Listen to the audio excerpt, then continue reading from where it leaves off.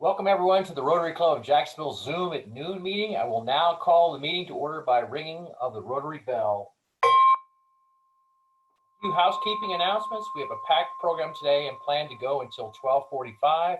During the program, everyone will be on mute, so please feel free to submit questions in the chat function. Julie Mason will be providing today's invocation. Julie?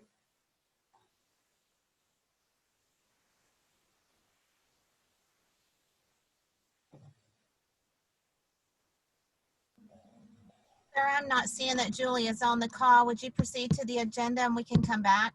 Okay, thank you.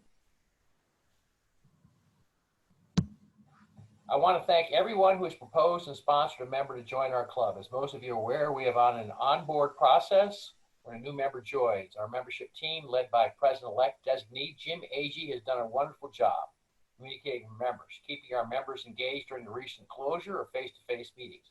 His team was quick to work on ways to work with new members and continue advancement to reach their next level. As a result, today we have 6 members who are receiving their blue badge. We'll now turn it over to President-elect Jim Agee. Well, welcome everybody. Indeed, a pleasure. This is one of the fun things about my job is when you get through the red badge process. Those of us who are military trained, going through your dually or plebe or whatever they called it there at West Point, Gerry, going through the harassment program. Many of you are fraternities and sororities, so that's we try to make you feel like you're back at your youth days here at the club. So we've got 7 folks now that have gotten through that process, and I'm going to pull up, I guess, my screen, Sherry, share screen, and I will just take over here and share my presentation with everybody.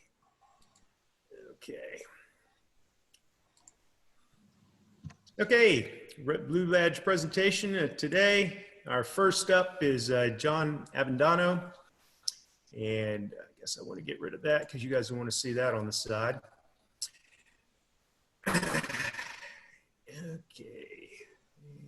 and I don't want that coming down either, but Sherry, I don't know what to do about that.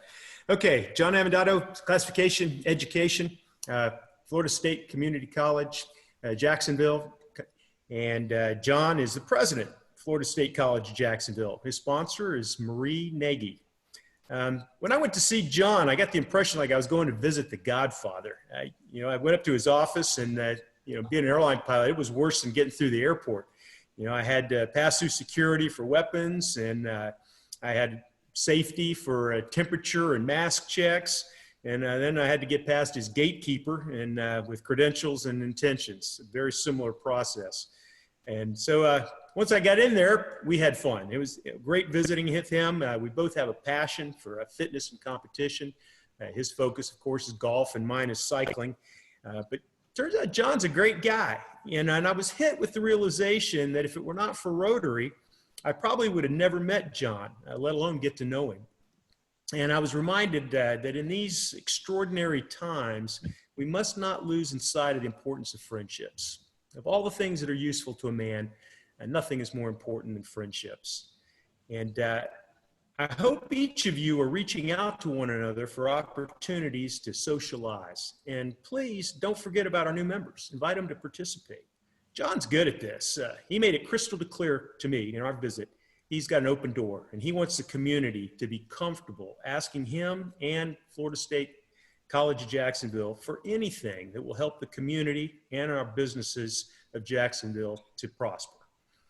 John has volunteered to be on the Jumbo Shrimp baseball, Iceman hockey, Jaguar football, and the golf liaison committees. Next up, we've got Judge Mark Mahan. His classification is Judiciary Circuit Court. Mark is the Chief Judge, 4th Judicial Circuit. His sponsor, Maddox Hare. Mark's an active member of the Hendricks Avenue Baptist Church. I find that how a man spends his limited time and resources will tell you a lot about him. Mark obviously commits his personal and professional time and resources to improving our community. In turn, the Rotary Club of Jacksonville is committed to matching our members' skills and passions to avenues of service that will benefit from their talents and return value to the member for their investment. As you will soon hear from Howard Kelly, we're restructuring our foundation to make it more efficient and responsive. One of the primary duties that I'm going to have as the president-elect designee is to be a liaison between our club and our foundation. And I'll be reaching out to Mark for his wisdom and guidance to make that happen. Joshua Garrison, construction, site and utility. Josh is the Vice President of Civil Engineering, Miranda Contracting. His sponsor, Tom Bryan. My wife, Michelle's a civil engineer, so when I went to meet with Josh, I was ready to talk roads and commodes. That was a good thing, because Josh went straight to it. He wanted to talk business. He's asking me, who are the architects, the developers, the property owners and managers in our club? The long answer is to do a deep dive into DAC-DB and look at 250 individual member classifications. You know, I know the architects, Jeff Lane and Will Huang, and our developers, Alex Savakis and Tom Bryan, from committee work. But the short answer is Rotary Fellowships. Rotary means business. You're going to find there's a Rotary Fellowship for just about anything that interests you. For Josh, that also includes fishing and golf. Club service on the Membership Development Committee and the Rotary Mennonite Golf Liaison Committee should be a nice fit for Josh. Paola Para-Harris, classification law, family law. Paola is the president and founder of Para-Harris Law. Her sponsor, Julie Mason. Paola is the past president of the Rotary Club of San Jose and a member of the San Jose Catholic Church. Paola is an avid Gator football fan, so we may have to put her on some sort of mental health watch depending upon how the season plays out, if it plays out at all. And if we're not getting anything, of course, then we'll have to have some kind of intervention for her. Paola is a member of the Signature Event Committee. She jumped right in and was a huge help to Kelly Shaw raising funds for our very successful Red Cross smoke detector project. Thank you, Paola. Sarah Olson, her classification is real estate broker, a broker associate with RE/MAX. Her sponsor, Michelle Grippy Baker. Sarah initiated our Zoom socials. She'd been a member 1 month when she suggested the idea. Sarah worked with Kelly Shaw and Jenny Jett and organized our initial batch of socials. I hear that we have some new ones in the works since social distancing protocols may remain in effect for some time. Sarah enjoys paddleboarding and, wait for it, golf. There is definitely a trend here. Naturally, I suggest the Golf Liaison Committee in preparation for our annual Mennonite Golf Tournament in October. And of course, Sarah's going to remain working with me and Membership Retention Committee. Sergey Soroka, classification, education, Global Charter Academy. I'm particularly fascinated with Sergey's story. Many of you know Sergey's from the Ukraine and was a Soviet military officer, a flight engineer. As the USSR began to dissolve, Sergey found himself back in the Ukraine as a special forces officer, responsible for dismantling the Ukraine's strategic nuclear stockpile. During the Cold War, Sergey and I were literally on opposite sides of the Baltic. I was a weapons officer for an F-16 squadron operating out of Norway, targeting his MiG-29s in East Germany. Now we have lunch together, and our focus is education. I help provide STEM instruction to Duval County fifth graders through the STAR-based program, and Sergey's running the Global Charter Academy. Sergey has 5 children, 3 boys, 2 girls, ages 15 to 25, and his oldest son is a principal in one of Sergey's schools. Sergey's going to focus on youth service and join the Interact Liaison Committee. Jim Overton, classification, government tax collector. Well, Jim is our tax collector, City of Jacksonville. His sponsor, Tom Bryan. Jim's incredibly involved with the Boy Scouts. In fact, when I was chatting with him this weekend, he was in Montana, having a great time out there, a little bit cooler weather, higher elevations. And in his role as tax collector, Jim obviously knows the players here in Jacksonville. So he's going to get on the program committee and help get some of those folks lined up. And part of his job, dotting the I's, crossing the T's, he's going to help us also on our charters and bylaw committee and get our operating procedures up to speed.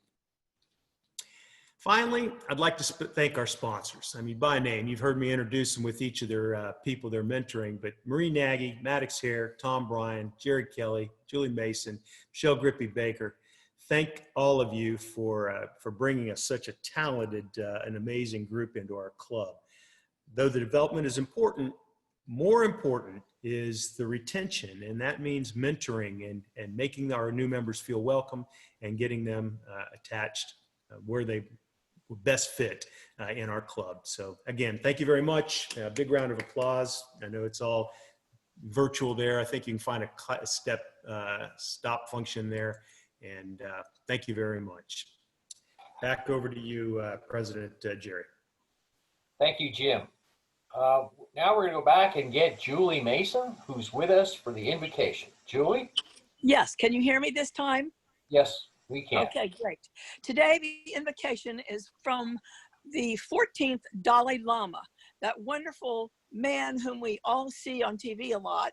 He's a smiley-faced, thoughtful, just wonderful person in our universe today. He said, I always believe that it is much better to have a variety of religions, a variety of philosophies, rather than one single religion or philosophy. This is necessary because of the different mental dispositions of each human being. Each religion has a certain unique idea or technique, and learning about them can only enrich one's own faith. Amen. Thank you, Julie. This past spring, our Charter and Bylaws Committee completed a second round of revision to our club bylaws. Although the previous board of directors recommended approval of the revisions, it is now up to the members to cast a final vote to approve these bylaw updates. Following today's meeting, you will receive from me an email with instructions about how to review the bylaw changes, where to address any questions you may have, and how to vote online to either accept or reject the revisions. Voting will take place over the next 13 days. I urge you to review the revisions and vote. I also recommend taking the time to review the entire set of bylaws. Look for my email after today's meeting. Rotarian and Councilwoman Randy DeFore is a Senior Vice President and National CATA Agency Counsel for Fidelity National Financial. She earned her bachelor's degree from the University of the South, Sewanee, and her JD from Cumberland School of Law. Randy served as a commissioner of the Jacksonville Economic Development Commission from 2006 through 2012. She most recently served as chair of the Jacksonville International Airport Community Redevelopment Area. She served as a trustee on the boards of Episcopal School of Jacksonville for 12 years and Riverside Presbyterian Day School for 8 years. Randy was appointed by Governor Scott to the District Board of Trustees for Florida State College at Jacksonville for 4 years, where she formerly served as chair. She also serves on the Women's Board of Wilson Children's Hospital and the Innocence Project of Florida. Randy was a member of the Class of 35 with Leadership Florida as a member of our Rotary Club. Randy was recently elected to the City Council for the City of Jacksonville, where she represents District 14. Randy and her husband, Allison, have 6 children between them. Randy will introduce today's speaker, Brenda Priestley Jackson. Thank you, Gerry. Well, it is a distinct and personal pleasure for me to introduce my colleague and friend, Brenda Priestley Jackson. It has been suggested that we are spirit sisters because of our similarities, including a certain lack of customary political tact, and because of the working and personal relationships that we have forged across obvious lines. It is a great honor to have this relationship. I relish it in Brenda as a person. We both are natives of Jacksonville and have no other desire but to make our city better. We will not always agree, but we will always respect each other. Brenda's roots are deep. 4 generations. Her great-grandfather was Reverend Dr. E.J. Gregg, pastor of the historic Mount Zion AME Church, and the first president of the Afro-American Life Insurance Company. And one of the ways that God knits the quilt, it was my great-grandfather and grandfather who were their bankers. Dr. Gregg was a national lecturer on equality for the races, which tradition Brenda continues. She is an author of both fiction and nonfiction, and a lawyer by profession. She practices criminal and constitutional law here in Jacksonville, and also heads Direct Education Forward, an education enhancement nonprofit. This effort follows her service of 8 years on the Duval County School Board from 2002 to 2010, including service as its chair. She is a graduate of Ribault High School, Grambling, and the University of Florida Law School. Brenda is married to her college sweetheart, DeAndre. They have 4 children, all graduates of Duval Public Schools, who have gone on to Princeton, Grambling, UF, and Vermont. She believes in the power of grace. Through that grace, we came together, reuniting our families generations later to work together, most recently in the investigation to steal the JEA. We served together on the special committee created by former City Council President Scott Wilson and now continued by President Tommy Hazouri. The result was a stopping of arguably the biggest attempted theft in the history of our city and a complete turnover of the board and the senior management of the utility. Brenda now chairs this committee, and we continue to work on it to its conclusion, seeking to discover the depth of the conspiracy and to share this information with you, the citizens. With that, it is a great honor to give you my friend and colleague, Ms. Brenda Priestley Jackson.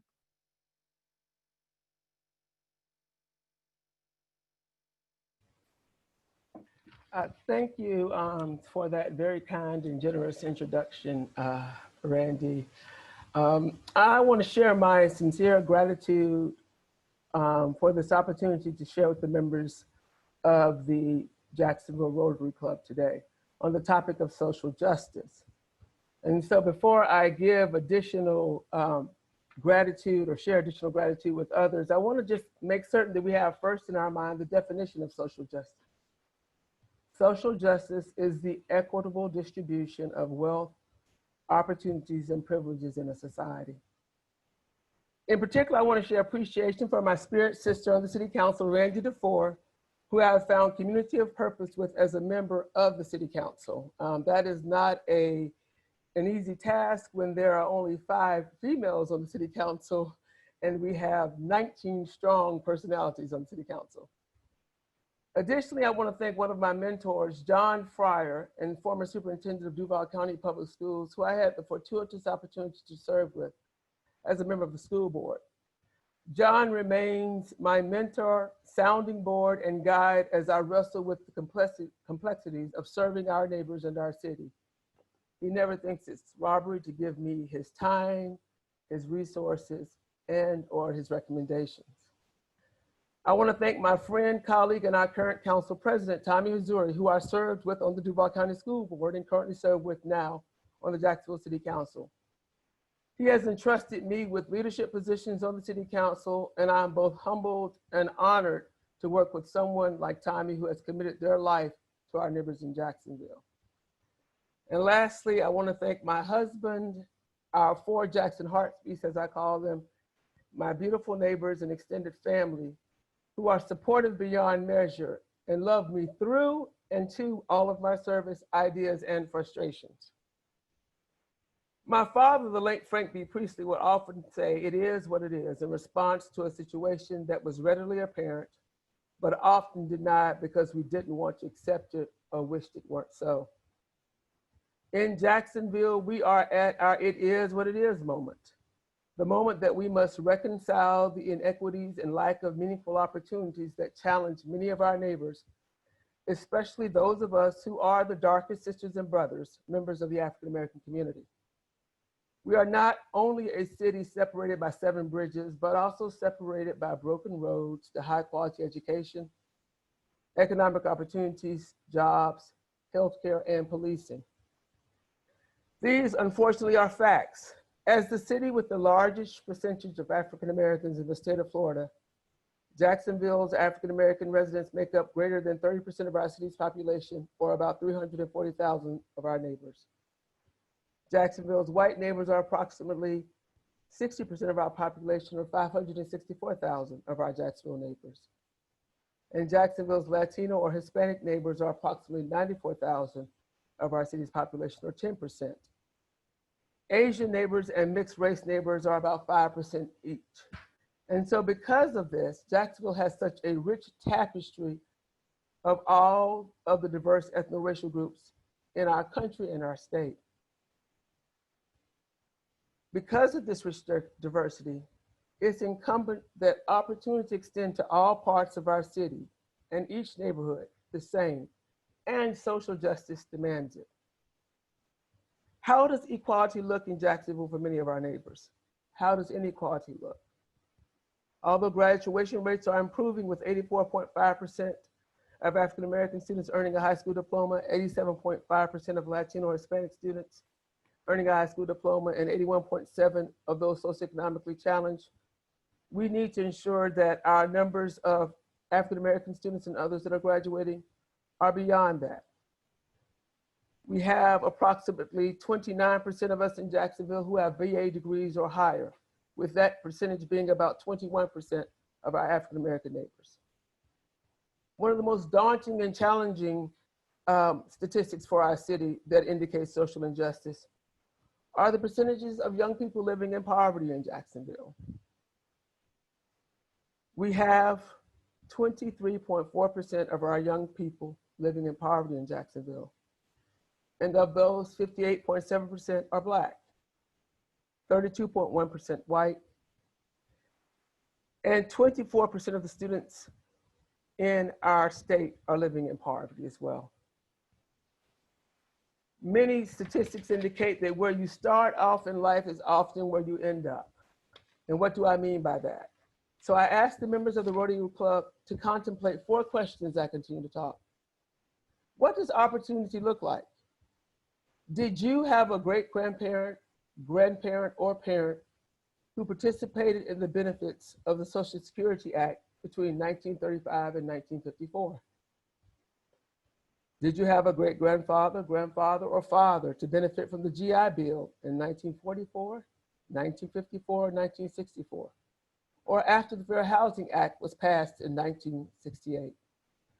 Those benefits which laid the foundation for our middle class in America included tuition payments, living expenses to attend high school, college or vocational school, low-cost mortgages, low-interest loans to start a business, and 1 year of unemployment compensation. Did you have a great-grandparent, grandparent, or parent to own a home in 1935, 1945, 1955, 1965, or the present? In essence, did you have certain opportunities economically that were able to buttress you in your start in life and see you through the rough patches in life? What we know in Jacksonville is that opportunity has not always been extended equitably to all of our neighbors. We know that we have inadequate infrastructure in many of the schools that are attended by African American students. This, we know, is a legacy of the failure to follow Brown versus the Board of Education until 17 years later. This inadequacy correlates to fewer of our community students of color graduating high school and attending post-secondary institutions with real life skills needed to support herself or himself and their families too. We know that the areas in our most challenged sections of town lack economic development, businesses, and culture for the community to thrive. And I specifically call attention to different sections of town and the need for road plans and road diets and economic development to be equitably distributed. Social justice demands that every part of Jacksonville, the North Side, Baldwin, the beaches, South Side, Avondale and Ortega, West Side and downtown are developed and thriving and open to economic development. Beautiful parks, recreation, clean communities, not experiencing blight with low crime. We know that many of our essential workers here in Jacksonville, those who work, are service sector employees, not necessarily the healthcare professionals, who were challenged to work during the pandemic or lost their job during the pandemic. Many of those who lost jobs were unable to timely get reemployment and unemployment checks. Tell me how our reemployment fund in the state of Florida grew in value during a pandemic when reemployment checks were not forwarded to our neighbors timely.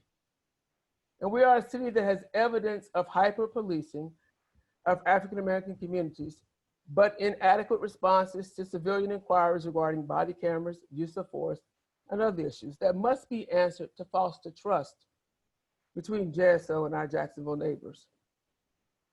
Recently, we have seen many millennials and Generation Z of diverse ethno-racial persuasions join their voices opposing state-sanctioned murders of African Americans, hyper-policing, and marginalization. We have sold them on the belief that all women and men are created equally and should be afforded an opportunity to match their infinite potential with high achievement and fully participate in our economy with a good job, quality housing, valuable educational options, and beautiful spaces. Now they are holding us accountable and expect for us to honor that commitment and do things differently because of the inequities they are witnessing in our society. In much like the protests in the early parts of the 1960s, they are calling our attention to these issues by often peacefully assembling to demand change. Remember, many of them are our digital natives, and they have witnessed injustices not only in Brunswick or Missouri, or New Orleans, or Sanford, Florida, or New York, but also home in Jacksonville too. When we don't have meaningful accountability for actions taken by public servants, the police, or our municipal utility is attempted to be sold out from under us, or the lives of our neighbors are disregarded during a global pandemic, it tells them that we don't support and believe in each other equally. That for some reason we have become extremely comfortable with inequality, and we have made it more a basis of personal behavior than systemic and structural barriers we need to overcome. They don't see social justice then, they see social injustice. And in frustration, peaceful protests often turn to riots and violence, and we don't want that. And so we must act on the social justice agenda that is before us and in Jacksonville. It begins with honoring first the broken promises of consolidation with infrastructure, better services, and planned development for every part of Jacksonville. People fight injustices and oppression with the tools at their disposal. It's often incoherent, chaotic, and abrupt. They want life, liberty, and equality. Many of our integration babies, our Generation Z and millennials, are tired of waiting for justice to come by and by, watching suffering and unfairness. They want it now. They demand it now. We reared them that way. So we must together dismantle structural and systemic barriers, uncoded racism and oppression that foster social injustice. We must make certain that opportunities extend to all parts of Jacksonville and are carried over all of our beautiful 7 bridges. The time is now. They won't wait. The future is now. And I ask you to join me on this journey. Thank you.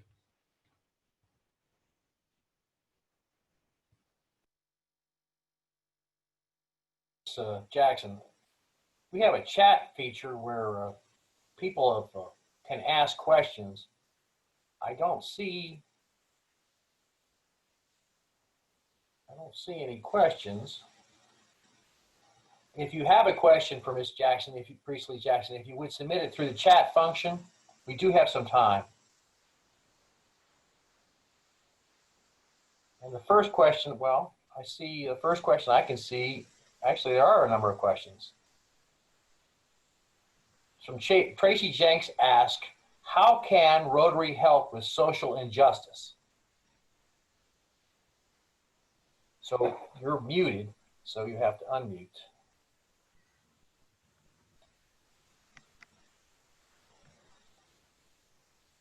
Thank you so much.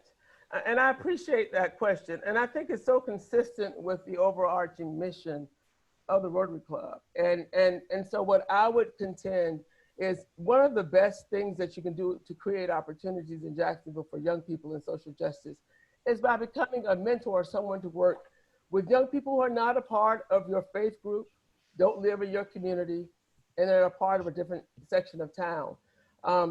That to me, particularly since we have so many business leaders that are here, that is the best thing, because you would be surprised and amazed at how many young people really don't go far outside of their community to see high quality options. So I would encourage many of the business leaders and civic and social leaders you have, find a young person, somebody who may be as different from you as you can imagine, that has a similar interest to what you're doing, and spend some time with them. You will expand their lens. Young people don't tend to know what they can do until they see it done by others, and you show them that you believe in their ability to do it too. Thank you, Ms. Jackson.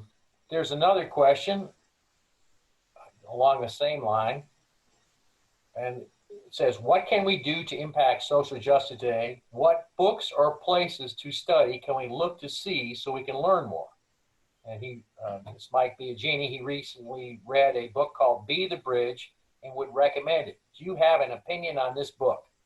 I haven't read that book, but I am actually reading right now How to Be an Anti-Racist, but I also read Together recently, and also Deaths of Despair. So I try to read different books that kind of give a different viewpoint, and that was particularly unique for me with Deaths of Despair, right? So Deaths of Despair is basically talking about the disproportionate impact to young white males between the ages of 25 and 54 without a bachelor's degree.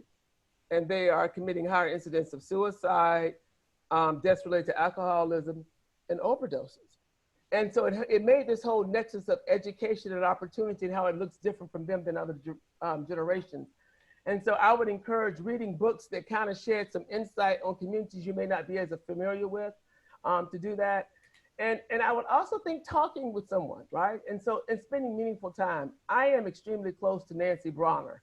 We served on the school board together. She represented the beaches, and I represented the north side when I was on the school board.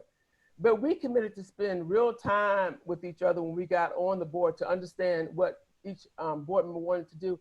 And to this day, I can say now, 18 years later, our families are dear friends. We found that we had so many things in common, so many central beliefs. We had to dispel the stereotypical notions that particular groups of people, ethno-racially or socioeconomically, don't hold the same values. And we fostered understanding that way. So I would encourage that as well.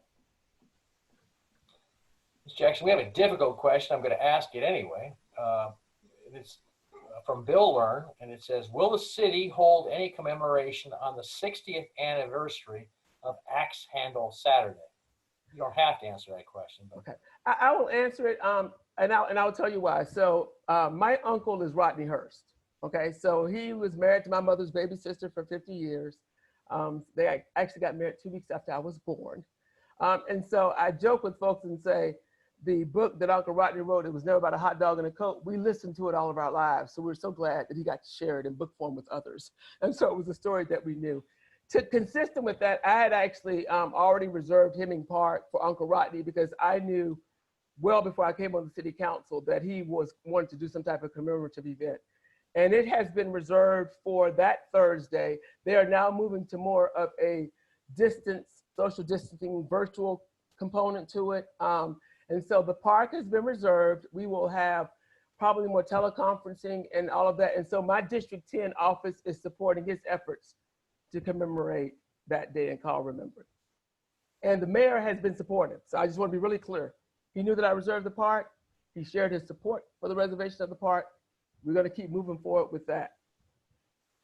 We have a few more questions if you have the time. Yes, I do. This is from Morris Applewhite.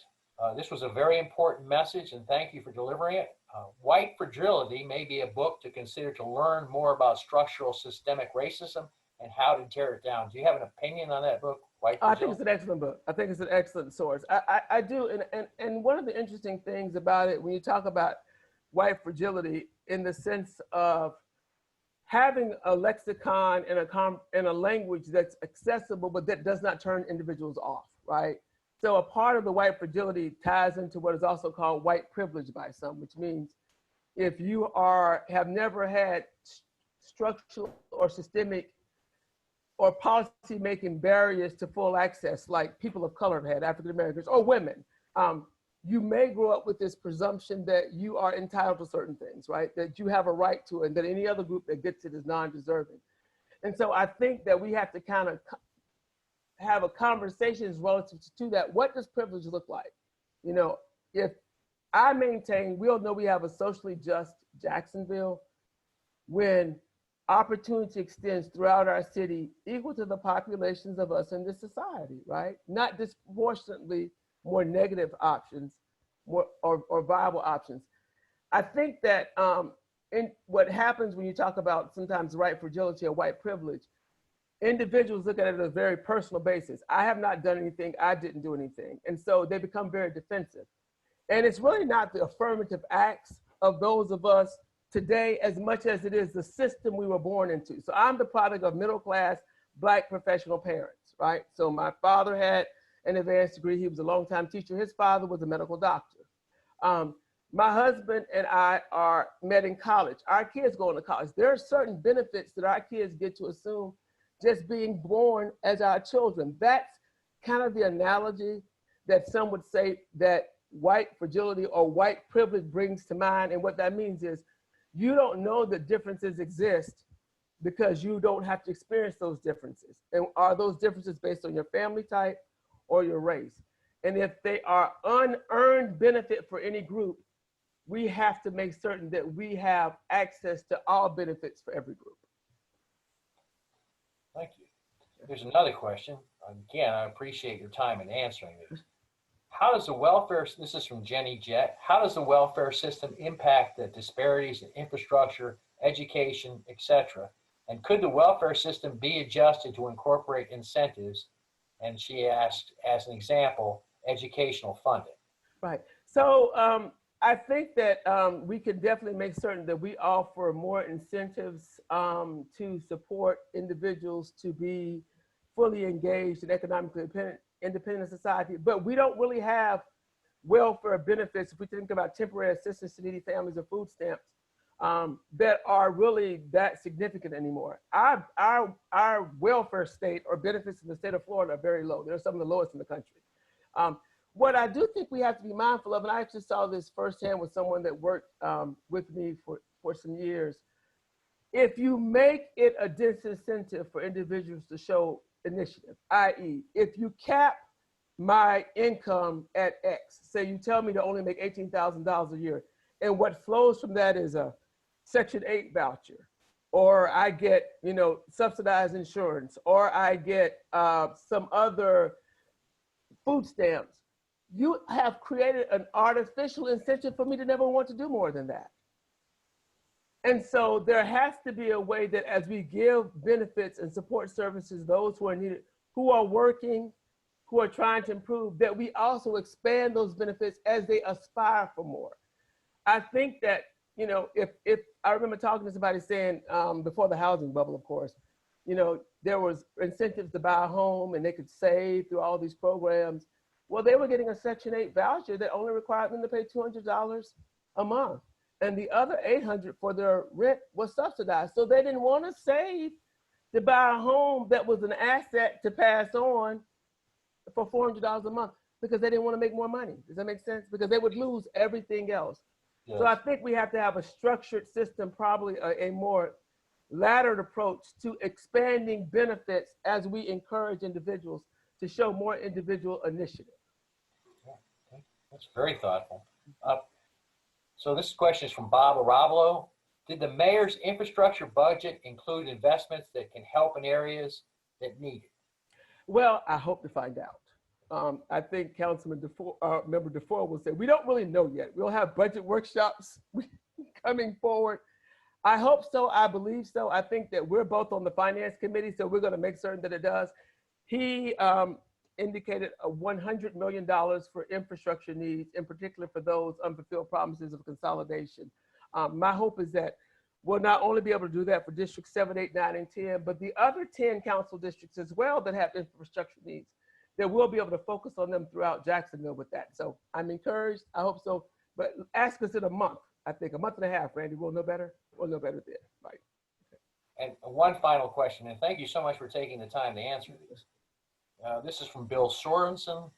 I worked in Section 8 housing in 1992, and that incentive existed then and frustrated many residents who wanted to improve their lives but couldn't do it. As you said, 30 years later, it is still the same. And he really appreciated you making that point. Yeah, but I agree. And again, that's about breaking down the barriers. You know, I wasn't successful with that person, but I was successful with someone else to say, I don't believe anybody wants to be a dependent on the state or the city, right? You know, nobody really wants to say they have a welfare state existence, and that stifles their individual initiative. But if you make the incentive so that they really don't have the netting underneath them, right, to catch them, then that stifles their individual initiative, right? And so we have to find a way to do both. Protect and make certain that their basic needs are covered, but also gradually move them, you know, off of that to be economically independent and individually motivated. So this is the last question. Okay. This is from my sponsor, a past district governor, Percy Rosenblum.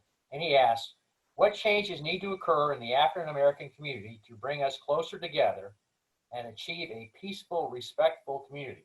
And that's a wide open question. I'd be happy for your. Right. Well, you know, and I think thinking about that, one of the things that I don't know that we have a discrete African American community. That's a fundamentally different thing from saying that there are certain sections of town that have a majority of African American residents that experience certain things. One of the beauties of Jacksonville is we have such a fluid population.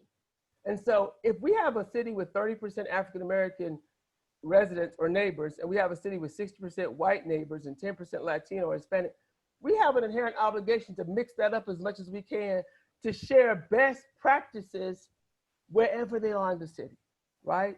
And so what I think we don't understand what happens, we have, I believe, more residential segregation in Jacksonville because we hold certain communities to be out better than other communities because we have not invested in all the communities equally.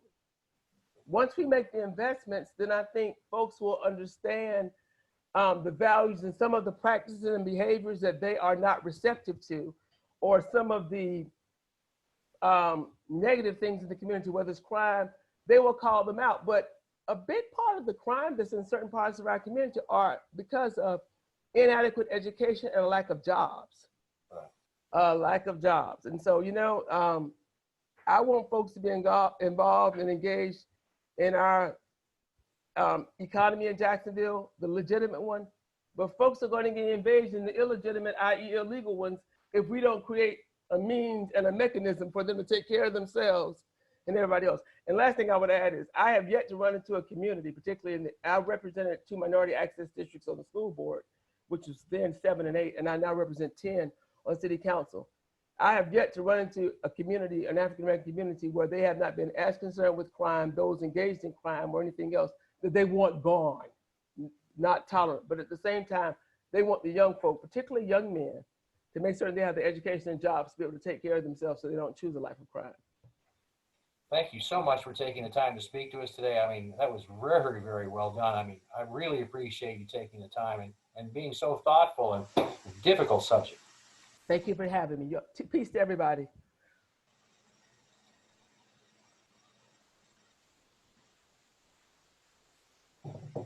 Again, thank you so much. And I'm going to conclude, this is a new year for us, a new way of organizing committees and conducting meetings. I encourage every member to get involved. We still have committee assignments open. If you have not volunteered to serve, take a look at these list of committees on our website and email our Rotary office the name of the committee you would like to serve. Committee chairs, please review committees to be sure all committee members are listed. If anyone is missing from a committee, please contact our office so we can make the necessary updates for you. I want to thank everyone, especially Ms. Priestley Jackson, for working so hard. And I want to thank everybody who's putting this program together. Thank you so much. We encourage your attendance next week, Monday at noon. Judge Aaron Perry will be speaking to us about Duval County's court system, including information about tenant rights and property rights. Thank you for joining us today, and this concludes our meeting. Thank you.